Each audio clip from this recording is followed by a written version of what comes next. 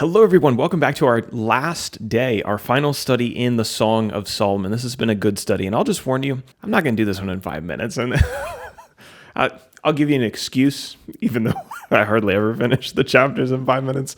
The dialogue in chapter 8 is much more broken up, and there's much more speakers and back and forth than compared to some of the other chapters. And so in order to keep everything kind of clear, there's some more explanation that has to be given for each of these sections to make sense of what we're talking about. So that's my excuse, at least for today. Let's get into chapter 8. I'm going to disappear so I can stay focused right on the notes on my screen and not ramble. But I'll be back at the end of the video. By now, if you've been studying with us, you know that our author is Solomon. He wrote the Song of Solomon, or the Song of Songs.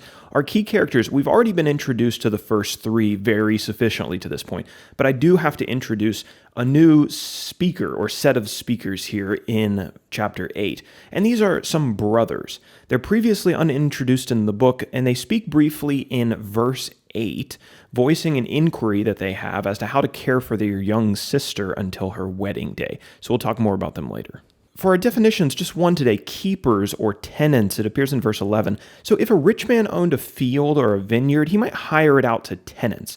And tenants would grow crops on the land, and they were required to give a portion of the harvest to the owner, kind of like rent. In this way, the tenants, who probably couldn't afford to buy the field outright, they could make money from their work, and the owner made money without having to put in any personal work of his own. Okay, so we have 7 sections today. That's a record definitely for this book and maybe for a lot of books. 7 sections, and that is because the dialogue is so, I don't want to call it choppy, but there's a lot of speakers going back and forth. So section number 1 is verses 1 through 3, affection overflowing. In the first 2 verses of this chapter, the young bride expresses her desire to be able to show her affection to her husband, even in public, something that wasn't, culturally acceptable in those days. She says she wishes that Solomon was her brother, because then she could run up to him and kiss him, and nobody would, think twice about it. She wanted to lead him home to her mother's house and spend time with him there. There they could be alone together, embrace each other, and enjoy each other. Section number 2 is just one verse, verse 4. We see the third and final repetition of a phrase that we've looked at before. Quote, I adjure you, O daughters of Jerusalem, that you not stir up or awaken love until it pleases. So this is again the young woman seeming to address the daughters of Jerusalem and asking them not to do anything to interfere with her love, with the natural progression of her love with her beloved, because love is a delicate thing. You also see this phrase in chapter 2, verse 7 and 3, verse 5. Verse 5 is a little bit more challenging, and it is our third section, reminiscing on youth. It's hard to tell who the speaker is exactly because we're not told in the text, but it may have been these daughters of Jerusalem. They observe the beautiful young woman who is now Solomon's wife leaning on him as they arrive from the wilderness, maybe back to the city of Jerusalem. The women reminisce about the past. Some of them seem like maybe they were there when the young woman was born under an apple tree, and now they get the privilege of seeing her as a grown woman. Now, section 4, verses 6 and 7, a seal on your heart. The next few words appear to be spoken by Solomon's bride. She asks him to set their love as a seal on his heart. The commitment between them had to be taken seriously because, as she says, love is strong as death, unquenchable by a flood, beyond calculable value, and jealousy is fierce as the grave. Section number 5 now, verses 8 through 10, the wall and the door. This is perhaps one of the hardest parts of Song of Solomon to understand. I would encourage you, I'm going to take one interpretive view. I'm not going to present the others, but I would encourage you maybe go out and take a look at some of those others if you have time. So verse 8 is spoken by a group of brothers, and they ask what they can do for their young sister for the day of her wedding. She was not yet marriageable age, which is indicated by them saying that she has no breasts. She's not mature yet. And then we see kind of this parable. They conclude that if she is a wall, they will decorate her with silver. But if she is a door, they will enclose her and seal the door with boards of cedar.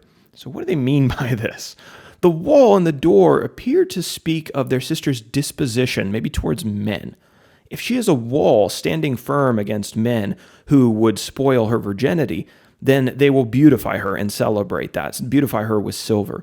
If she is a door that swings open to every immoral man, they will bar the door shut and seal her in for her own protection. Now, Solomon's new bride speaks of herself now, reflecting on her own disposition when she was young. And she says that she was like the wall. And now she says her breasts are like towers. She is now mature, and she's able to give herself to Solomon in all of the beauty of her virginity.